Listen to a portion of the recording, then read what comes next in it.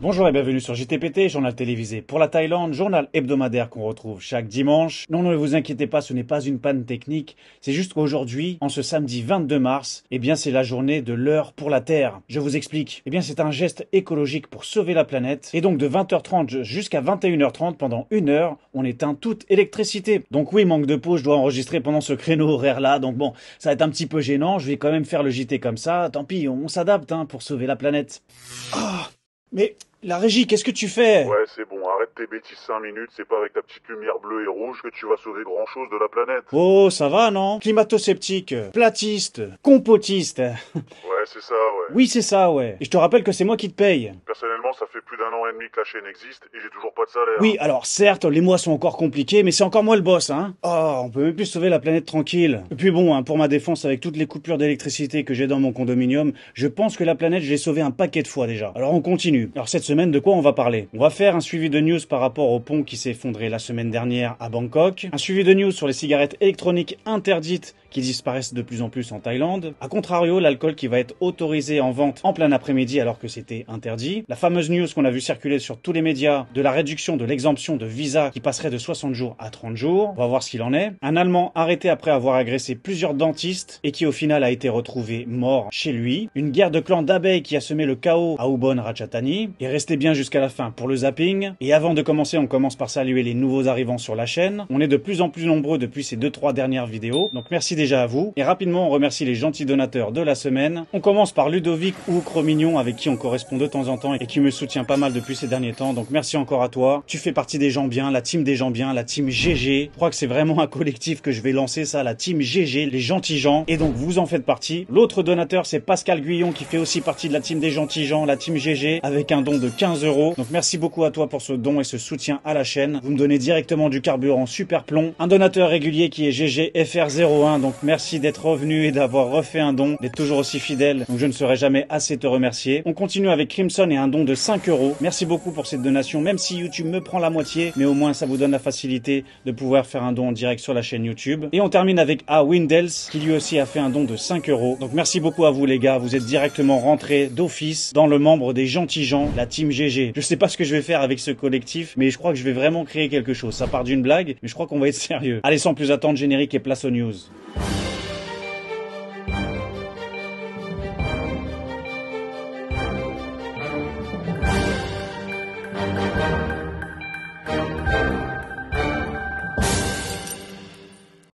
Donc oui, c'était une vraie info en ce samedi 22 mars. Eh bien, il fallait éteindre les lumières pendant une heure en Thaïlande, de 20h30 à 21h30. Mais cet acte écologique était un petit peu plus cerné du côté de Bangkok, car oui, c'est là où il y a un peu plus d'activité électrique, si j'ai envie de dire. Donc l'administration métropolitaine de Bangkok a demandé à éteindre pas mal de monuments, notamment le grand palais du temple Bouddha d'Émeraude, le Wat Arun, la balançoire géante, le pont Rama 8 et le Wat Saket, temple du mont d'or à Bangkok. Mais c'est pas tout, il y a aussi 50 bureaux de district de Bangkok qui ont également demandé aux entreprises d'y participer, donc du volontariat de couper d'électricité. Après, les bureaux, est-ce qu'ils travaillent encore vraiment de 20h30 à 21h30? Hein, ils sont malins ceux-là. Alors mine de rien, l'année dernière, l'heure de la Terre, comme s'appelle cet événement écologique, a réalisé plus de 1,4 million d'heures d'électricité dans le monde. Donc bon, voilà, n'hésitez pas à vous faire plaisir un coup de temps en temps, couper l'électricité, surtout couper aussi la télé, sauf si c'est pour regarder JTPT, car oui, de plus en plus, vous me regardez sur la télé, j'étais assez surpris de ce statistique, la télé est passée première en termes de plateforme de visionnage des vidéos, devant les smartphones, iPad, etc.,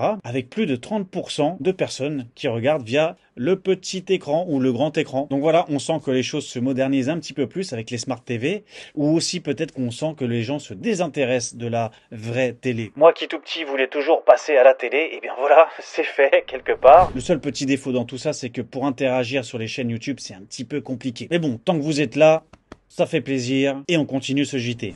Alors oui, malheureusement, la semaine dernière, on a parlé du sujet du pont qui s'était effondré. Un accident qui est déjà arrivé plusieurs fois sur cette fameuse route de Rama 2. Et du coup, on va voir rapidement un peu les retombées derrière tout ça, sans faire de mauvais jeu de mots, car on recherche un petit peu les responsables. Alors un grincheux est venu dire, oui, mais tu te rends pas compte de ce que c'est comme travaux, et puis ils accélèrent depuis 4 ans, etc. Alors oui, certes, je n'ai jamais dit le contraire, que c'est des travaux gigantesques. Maintenant, est-ce que trop accélérer justement ces dernières années n'a pas poussé à ce genre d'incident incidents fréquents. D'ailleurs, j'ai même eu le sympathique retour et commentaire d'un abonné qui a travaillé en Thaïlande sur ces chantiers-là et qui a clairement souligné le manque de respect des sécurités. Et c'est un petit peu ce qui est reproché justement en cherchant les responsables. On va voir ça rapidement avec une partie de l'article. Des rapports préliminaires évoquent un coulage excessif de béton et la fatigue des travailleurs de nuit comme facteur possible. Cependant, selon les départements de route, l'effondrement est dû à une erreur humaine, liée à une fixation incorrecte entre les structures temporaires. Voilà, ce n'est pas à cause d'une intempérie ou quoi que ce soit, là c'est clairement une erreur humaine, on le sait. S'en douter un peu. Alors oui, est-ce que aussi les compagnies abusent un petit peu de leurs travailleurs et ça les pousse à faire des erreurs? Ça va être autour de l'enquête de police de le décider. Mais du coup, il y a l'association des ingénieurs en structure de Thaïlande, la TSEA, qui a critiqué le gouvernement pour son incapacité à prévenir les accidents de chantier le long de Rama 2. Bon, ils sont chauds, ils attaquent le gouvernement. Citant le non-respect des normes de sécurité comme principal problème, la TSEA a demandé une révision des procédures de sécurité, une formation obligatoire pour les travailleurs et une réglementation stricte pour les sous-traitants. Donc là, voilà, on revient un peu au témoignage de mon abonné qui, eux-mêmes, cette association, trouve qu'il y a vraiment un manque des respects des sécurités, un manque de formation professionnelle. Et c'est vrai que des fois, ce constat, on peut le faire un peu par nous-mêmes, par notre propre expérience, quand on voit des fois des travailleurs rénover des bâtiments, etc. On les voit sur les échafaudages en bambou, sans aucune sécurité, etc., sans même chaussures parfois. Alors bon, je ne suis pas professionnel dans le domaine. Certains vont peut-être me dire je n'y connais rien, mais on sent qu'aussi il y a peut-être un manque de sensibilisation au danger. Donc tout ça, l'un dans l'autre, ne doit pas aider. Alors les réparations et la réouverture des routes sont en cours, avec un délai estimé de 7 à 30 jours.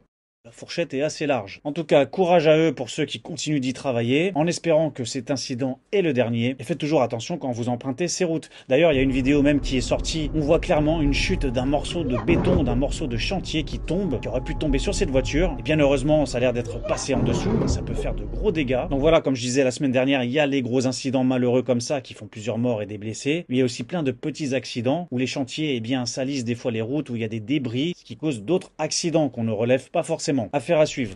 Alors sans faire trop long, revenons un petit peu sur le sujet des cigarettes électroniques interdites en Thaïlande. Alors c'est interdit déjà depuis plusieurs années, mais malgré tout ça, on va pas se le cacher, on voyait une certaine peut-être tolérance, car on voyait des petits vendeurs de rue partout, tout le monde commençait à vapoter un peu dans la rue, etc. Et la police vous embêtait beaucoup moins et faisait plutôt de la prévention. Je vous le confisque, ou jetez-le. Mais là depuis ces 2 dernières semaines, la pression s'intensifie. Alors pourquoi? C'est toujours la fameuse question, on en a déjà parlé dans les JT. Pourquoi la cigarette électronique est interdite en Thaïlande? On n'a pas la réponse précise, on ne l'aura peut-être jamais, à part la raison officielle de vouloir protéger les enfants de ces appareils électroniques, car apparemment les jeunes en Thaïlande, ou même certainement dans les autres pays, s'y mettent beaucoup plus facilement. Alors c'est vrai qu'il y a des compagnies de cigarettes électroniques qui ont rendu ça de plus en plus attirant, de plus en plus accessible. C'est vrai qu'on ne souhaite pas que nos enfants commencent à fumer de la cigarette électronique ou fumer quoi que ce soit. Ça, on est tous d'accord. Maintenant, pour ceux qui parlent de la santé et les dangers par rapport à ça, encore une fois, la comparaison, il n'y a pas vraiment de comparaison. Une chose qui est sûre, c'est que la cigarette tue des millions de gens par an. Et de l'autre côté, on s'aperçoit que la cigarette électronique,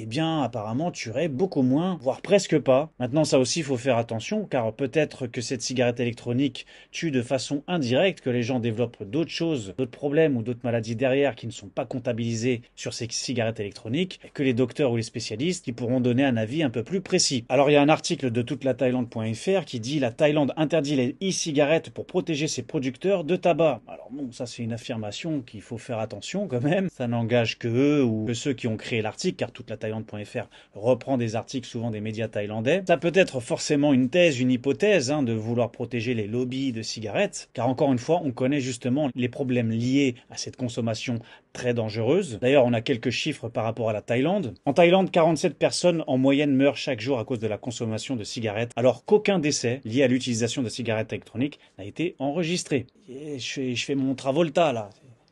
Alors on lit dans l'article des millions de personnes ont réussi à arrêter de fumer grâce au vapotage. Alors on arrive facilement aussi à comptabiliser ceux qui arrêtent la cigarette, mais de l'autre côté on n'arrive pas non plus à comptabiliser combien de gens se mettent à fumer aussi, peut-être en commençant par le vapotage et ensuite qui finissent par la cigarette. Ça c'est un statistique qu'on ne voit pas. Encore une fois, moi j'essaie de lire, d'être objectif. Je n'ai jamais fumé de quoi que ce soit de ma vie, donc commencez pas à me dire propagande de ceci, cela, car ça fait longtemps que je me suis pas fait accuser d'une propagande. Ça me manque presque. Enfin bon, continuons. Un autre statistique dramatique. Donc environ 71 000 Thaïlandais meurent chaque année dû au tabagisme. Alors 71 000 personnes qui meurent à l'année, ce n'est pas rien. C'est l'équivalent par exemple en France de la ville de Noisy-le-Grand qui meurt chaque année. Ou encore ici Limoulino ou Cergy pour la région parisienne. Ça fait quand même un paquet de gens. Et encore j'imagine qu'il y a d'autres morts indirects ou qui ne sont pas comptabilisés. Alors un autre statistique, apparemment, faut voir ce que ça vaut, hein. Moi je relis ce qu'il y a dans l'article. Depuis l'apparition des premières cigarettes électroniques il y a une vingtaine d'années, plus de 100 millions de personnes ont été tuées par la cigarette alors que moins de 100 décès ont été attribués au vapotage. Donc un ratio quand même assez impressionnant. Alors il y a plein de témoignages hein, de gens qui ont récupéré de la santé parce que justement quand ils arrêtent la cigarette qui passe au vapotage,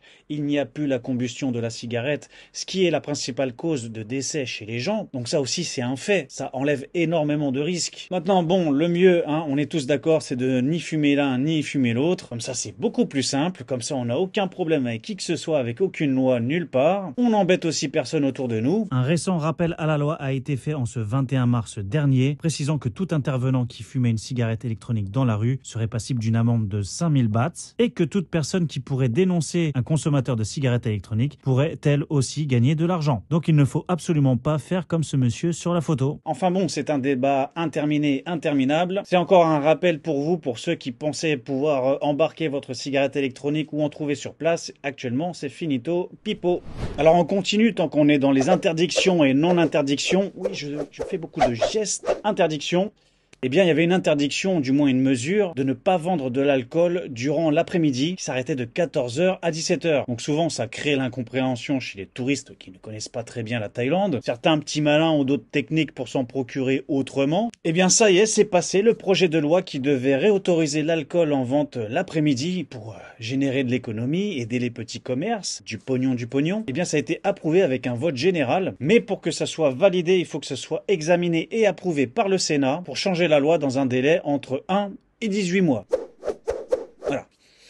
J'ai comme un petit pressentiment que ça va aller très vite, ça va pas prendre 18 mois. Bon, on verra si JTPT a du flair. Et puis on rappelle que justement cette mesure, cette loi d'interdiction de vente d'alcool pendant l'après-midi, c'était pour nos fameux encore chers enfants qui se sont mis à fumer des cigarettes électroniques. Eh bien c'est pour protéger ces mêmes enfants qui apparemment en sortant de l'école aussi, boivent aussi de l'alcool. Bah ils font tous ces enfants, hein. C'est incroyable. Hein. Donc c'était pour les protéger, hein, pour correspondre avec les sorties d'école en après-midi, qu'ils ne puissent pas aller dans les 7-Eleven, dans les épiceries, et se laisser tenter par une petite binouse, sacrés enfants. Ils vont plus pouvoir rien faire, du coup ils vont se mettre à faire leurs devoirs. C'est peut-être pas plus mal. Enfin bon, du coup, dû à ce changement de loi, certains disent que ça pourrait peut-être générer une augmentation de la production par les micro-brasseries et les petites distilleries grâce à ces nouvelles lois, donc générer de l'économie.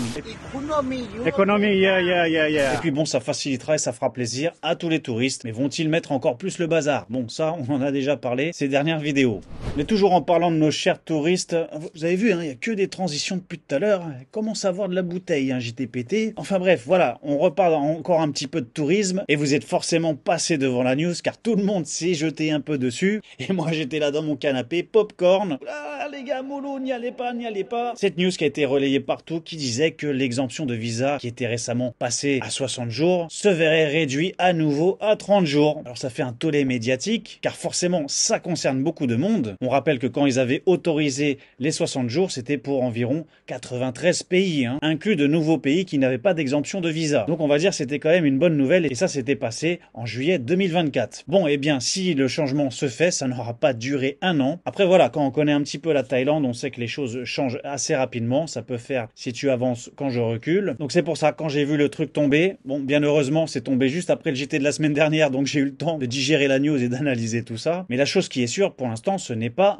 validé. Donc jusqu'à l'heure, toutes les personnes qui rentrent en Thaïlande ou qui vont rentrer dans les jours prochains, vous avez toujours 60 jours d'affilée. Maintenant, forcément, on n'est pas dupe. S'ils en ont parlé, c'est que ça va forcément arriver. La seule question n'est pas est-ce que ça va arriver, mais quand ça va arriver. Alors, on pourrait faire des spéculations. Hein, ça pourrait être après Songkran, justement, pour éviter d'entacher l'événement, le nouvel an thaïlandais, et de toujours ramener plus de tourisme. Donc déjà, minimum, je pense que c'est impossible avant Songkran. Et puis de deux, rappelez-vous, on a parlé il y a quelques JT précédents du retour du formulaire TM6 qu'on avait avant en format papier, que vous remplissiez dans l'avion ou des fois dans l'aéroport, et qui celui-ci permettait d'avoir beaucoup plus d'informations sur tous les étrangers, sur tous les touristes rentrant en Thaïlande. Eh bien, ce TM6 serait toujours prévu à partir du 1er mai. Alors c'est peut-être ça aussi qu'on pourrait se dire. Vont-ils synchroniser ces deux événements possibles, la réduction de l'exemption de visa, plus le retour du TM6, mais cette fois-ci de façon numérique. Donc avant de rentrer en Thaïlande, il faudra remplir ce petit formulaire, bien donner toutes les infos, pour justement avoir un petit peu plus un contrôle sur les étrangers rentrant en Thaïlande. Du coup, peut-être après les plaintes de certains Thaïlandais dans les régions touristiques, on le rappelle principalement. C'est ce qui leur a donné aussi envie de réduire cette exemption de visa. Maintenant, comme je l'ai déjà dit dans mes vidéos, je ne vois pas forcément le rapport. Si les gens ont envie de mettre le bazar, ils peuvent très bien le faire en 30 jours aussi. Mais non, justement, apparemment, la raison officielle, ce serait que cette réduction interviendrait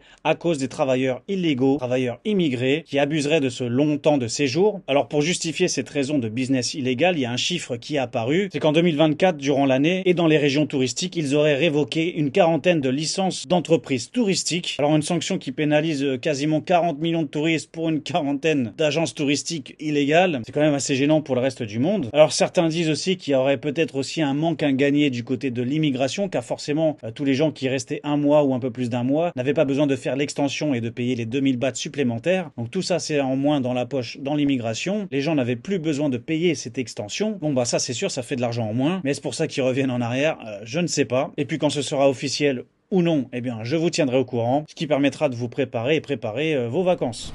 Alors il n'y a pas que les touristes aussi qui mettent le bazar, parfois aussi il y a les expatriés. Encore une transition, il est chaud, il est chaud. On a vu la triste histoire de cet Allemand qui pétait un plomb chez les dentistes, on ne sait pas pourquoi vraiment. Il s'introduisait chez les dentistes et cassait tout, agressait le personnel, et même une fois rentré chez lui, eh bien il menaçait sur les réseaux sociaux ces mêmes dentistes. Alors apparemment il avait des problèmes mentaux et qu'il ne voulait pas prendre ses traitements. Alors on avait relevé 2 incidents, on le voyait dans les caméras de sécurité en train de tout dévaster sur son passage.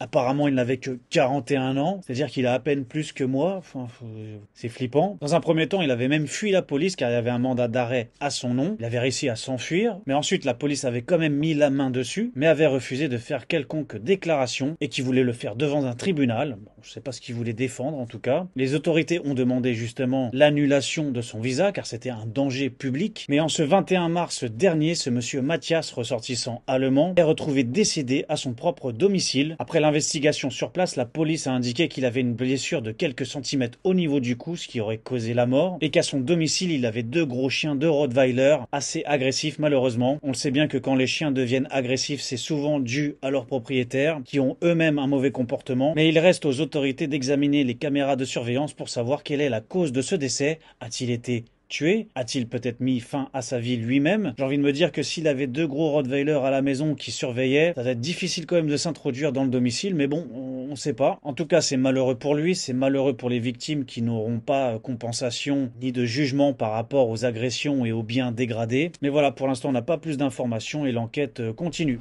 Allez, ce coup-ci sans transition, car il faut savoir de temps en temps ne pas en faire. Guerre des clans d'abeilles dans la région de Ubon Ratchathani. Les abeilles qui se sont mis à s'affronter entre elles. Et pourquoi donc? Eh bien malheureusement c'est dû à l'intervention humaine. Dans cette région-là, il y avait un petit marché, et dans ce marché, il y avait un vendeur de miel, et il avait eu l'idée de ramener justement sa propre ruche, pour certainement montrer son travail. Sauf qu'en ouvrant la boîte de sa propre ruche, eh bien les abeilles qui étaient dans le coin, accrochées à un arbre, n'ont pas été trop d'accord, elles ont senti l'odeur de ces abeilles étrangères, et cette ruche énorme s'est mise à attaquer tout ce qui bougeait, donc y compris les abeilles même concurrentes, et aussi les humains. On voit sur la vidéo, les gens cherchent à s'échapper, à mettre un t-shirt, un vêtement sur la tête pour éviter les piqûres, mais cela n'a pas vraiment empêché grand-chose. Ils se sont fait piquer à plusieurs dizaines de reprises, dont un papa qui essaye de s'enfuir un peu au ralenti, le pauvre, il peut pas aller plus vite, mais il a eu une 50aine de dards incrustés dans son corps. Alors c'est très douloureux pour lui, et bien heureusement, rien de plus grave, j'ai envie de dire. Et de l'autre côté aussi, c'est triste parce que ça veut dire que souvent, ces abeilles-là, qui perdent leurs dards, eh bien, elles meurent par la suite. Elles se sacrifient. Alors voilà, si vous êtes un vendeur de miel, évitez de ramener votre propre ruche ou alors examinez autour si on n'a pas d'autres concurrentes. Les discussions autour de cet incident ont eu lieu et certains diraient peut-être que les abeilles locales ont voulu attaquer les étrangères pour empêcher la vente de leur miel. Voilà, il y a de la concurrence aussi économique,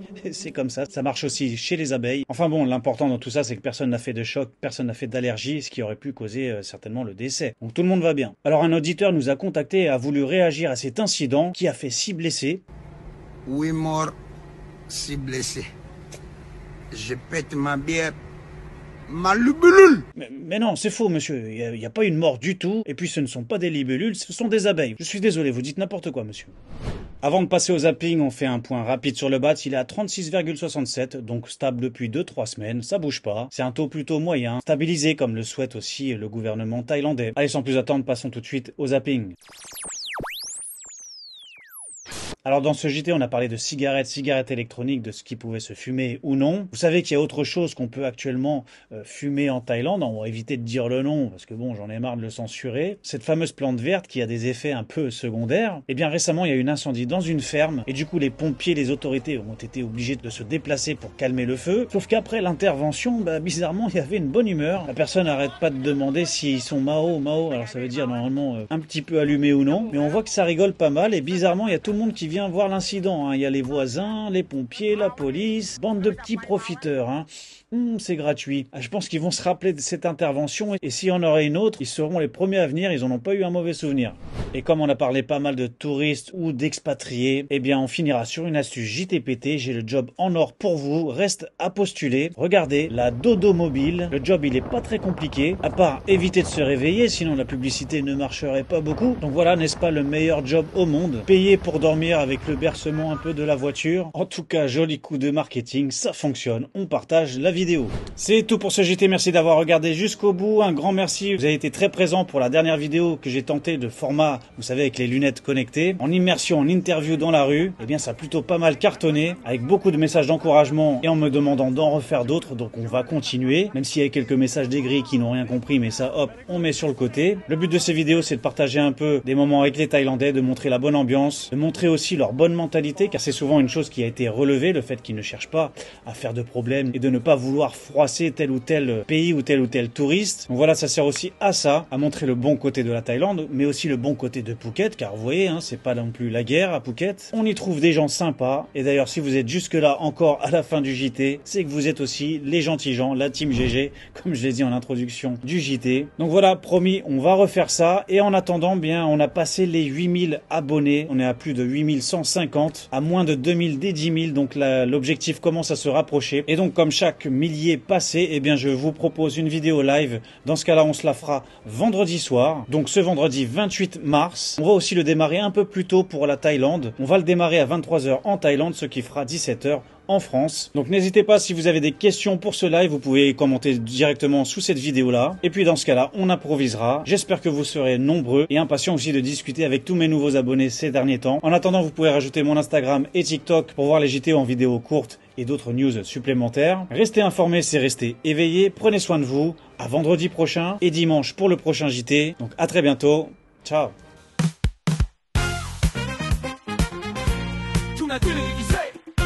Pour la Thaïlande, il vous offre offrande. Il aime les animaux ainsi que les bons mots. Il vous fera rêver sur toute l'actualité. Et à la fin du zapping, on fait tous un clapping. Un vrai journal Thaï, sabai, sabai, sabai, sabai. Journal télévisé pour la Thaïlande, il vous en fait offrande. Il aime les animaux.